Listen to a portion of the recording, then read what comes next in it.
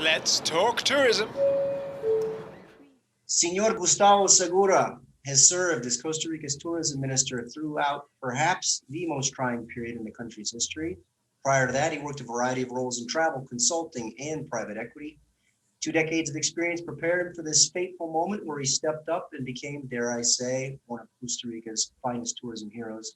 Senor Ministro, thrilled to have you. Let's talk tourism. Let's talk my favorite subject, Casey. Thank you very much for having me in your series of very, very interesting, podcasts, and glad to talk about our favorite subject. Thank you so much. I know you're a busy man. First, if you don't mind, a little background. How the heck did you get into tourism? When, where, how? Wow, that's a beautiful question because it takes me back 25 years. Casey, I went to the School of Economics at the University of Costa Rica under a scholarship for being a soccer player for the university. Didn't know that. Yep. I got my secrets in my past. Former La Liga player. Oh boy. In under 16 years old. And towards the end of my education, university education, I developed a particular interest on sustainability and environmental economics. So I immediately, right after school, I got a beautiful scholarship to attend INCAE Business School. INCAE had recently opened a master's degree in sustainable management, in management with sustainable development emphasis. I took that assignment. I took that class. That master's program 2 years. And when I graduated, an opportunity opened at the university at INCAE to join the research team led by so I joined the INCAE, and we did a very thorough study on sustainable tourism for the whole Central America region. Each country, we went country by country, creating a diagnostics on what was being done well and what needed to be done to bring Central America as a sound sustainable tourism destination. So I got into the industry sort of from the very macro view, analyzing the industry dynamics, and then eventually, my home country, of course, that was kind of the role model, and that was La Parrillos Lodge. And we went ahead and documented it. We created academic papers on, how well they were doing on conservation of 400 hectares. That's 1,000 acres, attached to a ecotourism business that was being very profitable in providing jobs to over 100 people in a community that, needed desperately these type of jobs. And one thing led to the other, and at some point I accepted the position of GM at that beautiful lodge.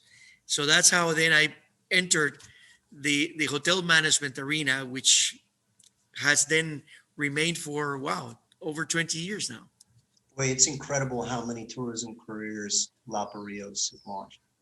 Oh yes. Really incredible. That's been I like to call it a project, not a business, not a hotel, not a lodge. It's truly an ongoing project that has created an amazing impact on Costa Rica, on its reputation as a sustainable tourism destination. It has shown the way on how to bring the experience to higher end levels. It's truly amazing what they've done, and they keep doing it, which is great. More recently, you took the role of tourism minister mid-crisis, short notice, after our former minister fell ill. May she rest in peace. May she rest in peace. Why on earth did you say yes under those circumstances? Well, Casey, I come from a complete middle class family in the southern part of San Jose, and I went to public school, elementary, secondary. I went to public university, and the country gave me that. I didn't have to pay, significant amounts of money for that. it was the model of of solidarity in Costa Rica that allowed me to get top education in the public system. And then the following 20 years, I had an incredibly stimulating career as executive general manager, CEO of companies devoted to a model of sustainable tourism that is just beautiful. It's really a tool for social progress in Costa Rica. And one feels so thankful for having had that opportunity that when, like you very well described, our former minister fell ill and the president called me, somebody gave him my CV, I guess, because we didn't know each other personally, and conducted a true job interview on me for about 2 hours. Two days later, he was appointing me as the Minister of Tourism. It was truly an honor, Casey. Now, I agree with you that it was not an easy decision to make because it was July 7th and the borders were closed. And we were already 4 months into zero season. So it was more than challenging, right? But then if you embrace this concept of giving back to the country, what better moment to do that and to put my experience in the service of the country than this moment, which is the most challenging moments that our memory may have for the tourism industry. So in the end, talking to my wife and making a family decision, knowing that it wasn't going to be the most profitable decision for the family, or it wasn't going to be, the most time available leisure time for the family. It was a time to give back. It was a time to be thankful to the country that has given me what I have right now. A very stimulating career, a good reputation as a sustainable tourism executive, a wonderful life. So that's how I feel right now. I felt the calling of service, and I'm actually feeling good about what we're doing as a team at ICT. I think you guys have been amazing. I can only imagine the roller coaster of those early weeks. New job, unfamiliar, perhaps even hostile territory. What was the biggest handful of challenges in those early days? Well, I was able to identify three very specific areas. And with those, the decision tree multiplies on each area, but we had a very, very immediate short-term challenge, which was this industry is composed by 80% international tourism, and the borders were closed. Even though 2 months had gone by since hotels were reopened, international tourism was not open for Costa Rica right then. So the very first challenge I had is how do we work together with the health authorities that are running also their most challenging crisis on their aspect, which is, it's a health pandemic. How do we convince them and work together to open the borders so that tourism starts coming back? That was a very short-term issue. Then there were some midterm issues. And when I talk about midterm, it's not 1 year. I was talking about maybe 8 weeks. Is how do we get each subsegment of the tourism industry to work again? How can they work again? National parks were closed. Private adventure activities were closed. Only hotels were able to operate. We had circulation limitations. So again, how do we work together to have everyone in the sector be able to reopen so that jobs would start coming back to the businesses? And then the third, much, I would say 1 year thinking ahead is, all right, how are we going to be able to save many of the basic character companies in Costa Rica from dying from the pandemic? Costa Rica has a character as a destination, and that character is not given by the large properties. It's not given by the large hotels. Large hotels, I'm thankful for them because they provide hundreds of jobs, and they usually are attached to international chains that help us with international positioning and marketing. So, thank God for them. But the character, the flavor of Costa Rica is given by small properties and small companies and small tour operating companies and personal guiding experiences. How do we save those who are responsible for providing Costa Rica's flavor and character as a destination? So those were the three main areas, Casey. If I go now into looking at 1 year later, how have we done? I think on the first challenge, we've done very, very successfully. We were the first country in Latin America to reopen the airspace in August.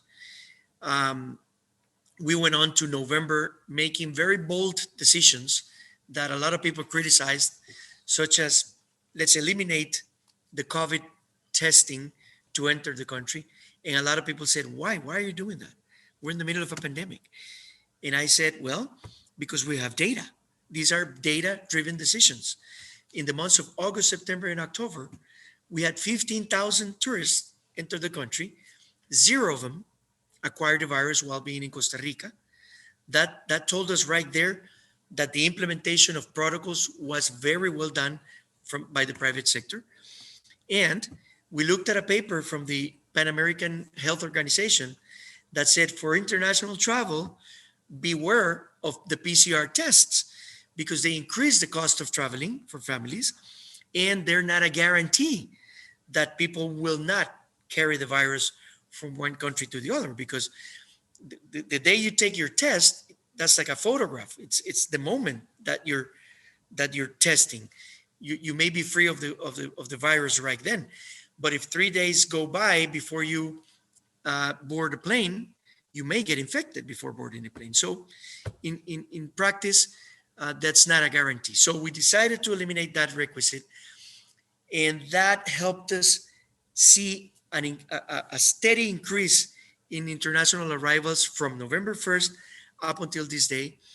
The numbers in last June are now at 60% of what we saw in June 2019, particularly from the US market, which is traditionally our most important market. Numbers were at 73% of what we had in June 2019. But one interesting thing, Casey, and again, I'm using data. It's important for me to communicate that we're using data to make decisions. In January, both Spain and the US entered a requirement for their citizens and people traveling to their country of having the PCR or antigen test as a requirement. So we had to run and prepare Costa Rica to test tourists for their requirement to go back home, not to enter Costa Rica. Immediately, we developed a network of approximately 150 places where the tourists can get tested. And that now has given us the ability to measure how much of COVID affection has there been in international travelers. And fortunately, we now can say that only between 0.15 and 0.20% of the international travelers have tested positive when they wanted to go back home. Again, that is a tribute to what the private sector has done with protocols. And that has given us 6 months, 9 months later, kind of assurance that we made a good decision in terms of reactivating the tourism economy with a relatively low epidemiological risk. Only a few of our international travelers have tested positive. So that's one big area, Casey, which connects to, and maybe later we can talk about this, how much of the air connectivity we've recovered, which has been great. The second area was that I mentioned of challenges when I accepted the position was having the whole sector be able to operate again.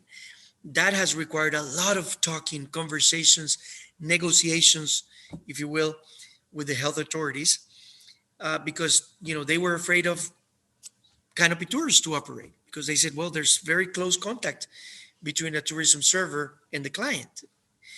And so we had to educate our authorities a lot about, you know, these adventure companies in Costa Rica, rafting companies, canopy tours, guides in natural areas, they are accustomed, they're used to working with protocols.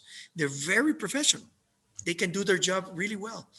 So with that process, then we started getting authorization to operate private areas, private adventure companies, transportation companies, car rentals, buses. And right now, we can proudly say that all of the tourism segments are authorized to operate, even the cruise.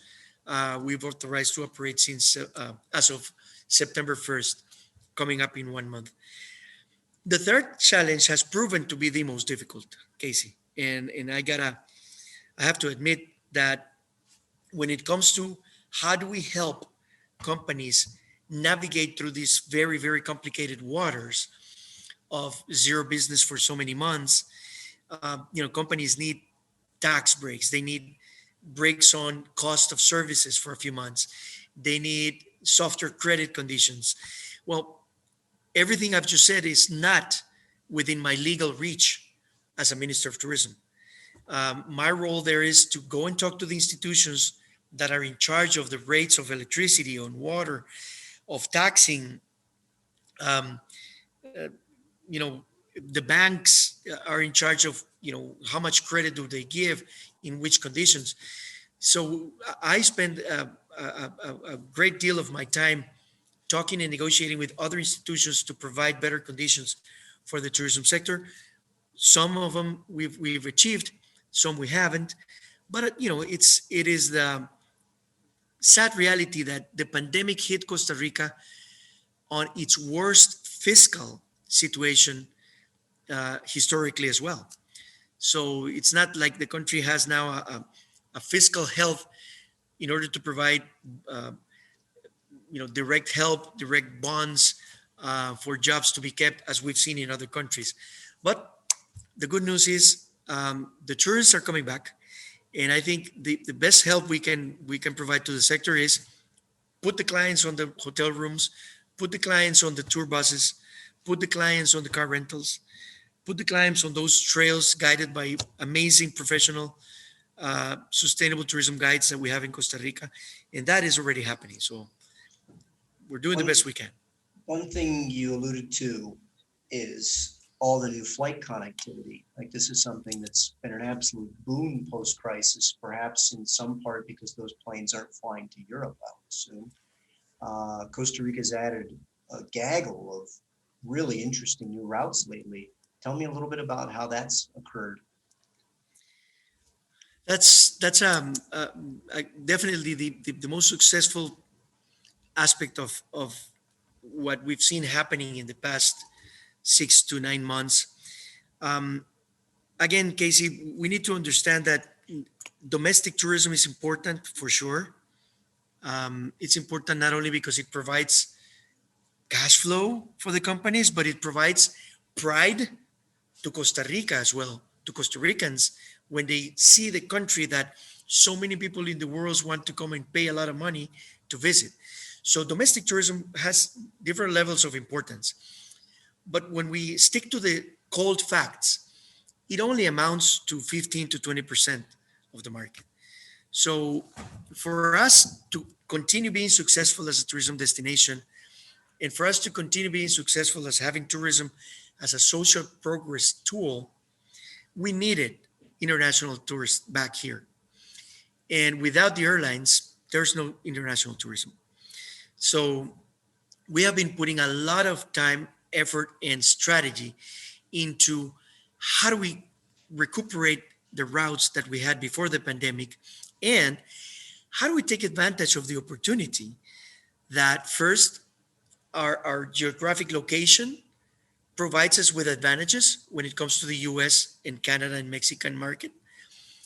Two, how do we take advantage of the fact that Costa Rica offers an experience that is highly demanded right now in pandemic and post-pandemic times? You know, people that are in Europe all over the world, to be honest, have been confined to their homes because of the pandemic.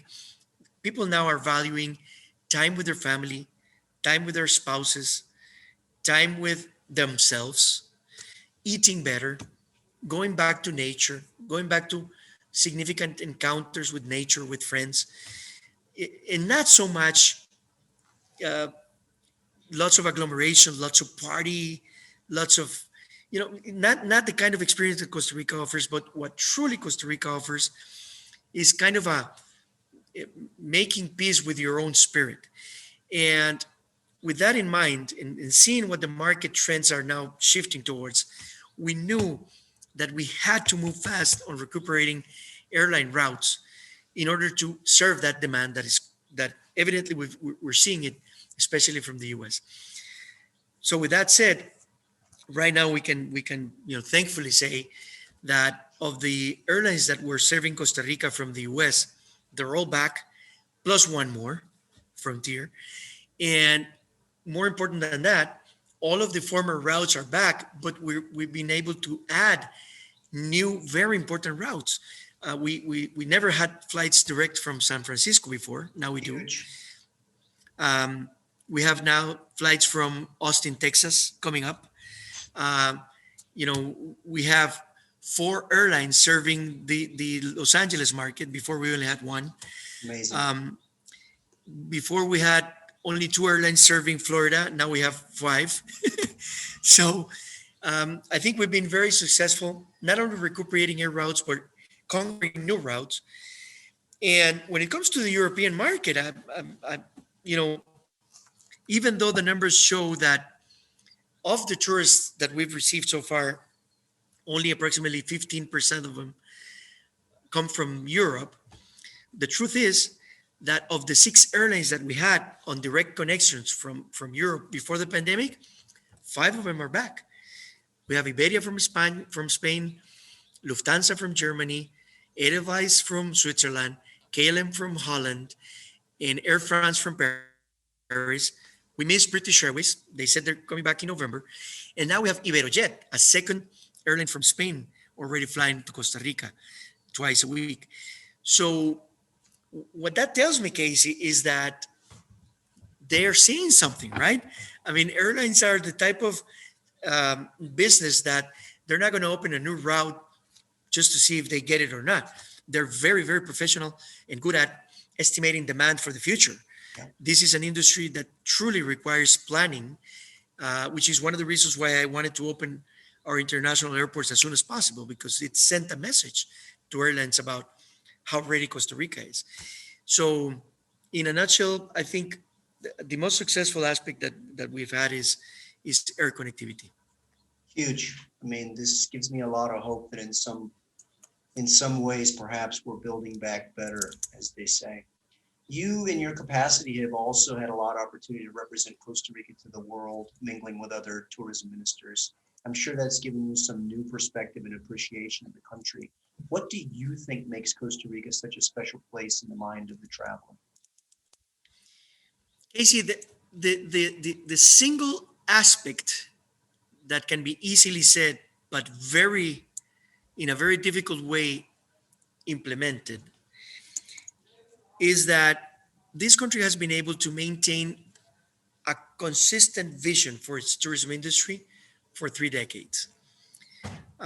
No one dares suggesting a different direction than sustainable tourism in Costa Rica. No one dares suggesting that we should build one community with 2 or 3 thousand room hotels right there. No. This is a biodiversity based experience, which when you see what happens when you choose that direction, what happens is that the experience distributes throughout the country.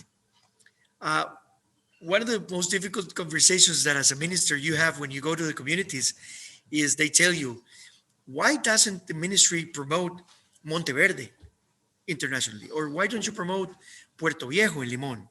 Or why don't you promote us Los Chiles from San Carlos? Well, because internationally we promote Costa Rica. That's a wonderful thing. We promote the country as a destination. And what happens is that our type of traveler, the type of traveler that we aim to attract, doesn't want to stay put in one single hotel. They want to move about. They want to feel ticos for 2 weeks. And that's wonderful because over the period of 3 decades, what that's created is a, a, a chain of small companies, small business enterprises and entrepreneurship, and medium and a few large ones, but large to the Costa Rican standard, 300 rooms as opposed to 2,000 rooms. Um, that's created a chain that has brought stability and dreams coming true for families in coastal regions, in rural regions. They don't need to come back to or move to the city in order to reach their dreams. Tourism has allowed for dreams to come true at the local level in Costa Rica in a way that maybe wouldn't have happened without this kind of an industry. Um, Costa Rica can proudly say that its tourism industry provides opportunities for women like no other industry. I mean, the amount of women leaders that we have. I mean, we've had women ministers, we have women business owners, women general managers in super um, successful entrepreneurship here in Costa Rica, in the tourism industry. That is a reason to feel proud when unfortunately the issue of gender equality is an issue in Latin America, right? Um, so I think the aspect, going back to your question, is we've been able to maintain a vision that is beyond political, uh, you know, come and goes. It doesn't really matter who wins the presidency for 4 years. Tourism maintains a route, maintains a vision, maintains a policy that is truly a state policy. You had to basically serve as the liaison between public sector, private sector, in making a difficult case for tourism when I think probably the general global leaning has been locked down forever or whatnot. What do you think's most misunderstood by politicians, economists, public sector, for those who just don't really know tourism? Because to some degree, while we know we're one of the largest industries in Costa Rica, it never feels like we're quite treated with the same seriousness as some other industries. What have you been surprised where you needed to explain or educate people on? No, tourism is X. Or what have been the biggest disconnects? That's a very interesting question, Casey. I think that Costa Rica comes from over 150 years of history of agriculture, of successful agriculture, by the way, in a model of agriculture that is not concentrated in a few families as it happened in other countries in Central America. An agricultural model that truly distributed wealth amongst so many people that created a large middle class. The development of tourism really started, some 25 years ago. That's why I always talk about 3 decades, 25 to 30 years ago. So tourism is truly a new industry to this country when you compare it to coffee, when you compare it to sugar. You know, um, in the mindset of those who have not worked in tourism, this is still seen as, all right, that is so cool. You provide vacation opportunities for people. Um, People don't really stop and think about the linkages, about how a fishing community has much better life conditions when hotels start to buy their products. How a community that produces agriculture as just 150 years they've been doing makes a jump in innovation when tourism restaurants and tourism hotels start buying from them because they're the ones who know what the demand is shifting towards. Let me tell you, for instance, sustainable agriculture, in my opinion, is now relevant and successful in Costa Rica because of tourism, not because of agriculture. The demand that Costa Rica has attracted from tourism is the demand that moves with the trends in the world. and it has allowed other industries to, step up and come up with innovation as the world demands. So going back to the question, I'm trying to build the concept that I'm trying to express is, I think we're a new industry that people still don't realize that this is the most important tool we have for social progress. Um, Another industry that we have that is very important is the export of services. And another one is medical parts. Those create thousands of jobs and thousands of dollars, but they're geographically concentrated. The companies that produce medical parts are, in the Coyol, Alajuela area. And shared services industry is pretty much in the whole Central Valley. Well, tourism is distributed in 32 communities in Costa Rica, 32 regions, as we call them, the centers of tourism development. So this is probably, even even on top of agriculture, the industry that truly reaches every corner of the country. So when it comes to negotiating with the authorities about special conditions for tourism to recover, I think that's what's been lacking, the awareness of the linkages that tourism produces right at the local level where it's most needed. Um, but on the other hand, it's a good challenge, and it's a wonderful opportunity for someone like me in the position that I'm sitting on right now to then realize that and start devoting a good amount of my time in educating the politicians and other public institutions about how important tourism is and how this has been and should remain a tool for social progress. It's funny right now when all of a sudden the grand trend in macro finance is ESG. It's like, what's more ESG than boutique tourism? And I mean, that's the foundation. And who's better at ESG driven tourism than Costa Rica? Last question, because I know you're a busy man. Uh, Digital nomad visa, no small deal. Congratulations. What Thank you. other tourism trends, niches, new destinations, new kinds of travelers, where do you think Costa Rica needs to go the next 10 years to continue to stay ahead of the curve? Well, I love that question, Casey, because now we move away from the pandemic and think future, think strategy. Um, I like to call our new vision sustainability 2.0. We've put much of our effort in communicating biodiversity as the base of our experience as a tourism destination, and that's wonderful. Biodiversity should remain as one of the foundations. But it's time for us to highlight new dimensions of sustainability as part of the critical tourism experience in Costa Rica. And we've made the decision to coin that concept as well-being. Costa Rica as a sanctuary of well-being, because it involves biodiversity, but it also involves things like, how do we eat better? How do we eat local produce that has been produced sustainably and beautifully presented, beautifully prepared? But you know that by eating this particular dish, there's a story behind it that you can learn while you eat, that you're helping wonderful things happen at the local level of communities that are linked, and you're eating healthier.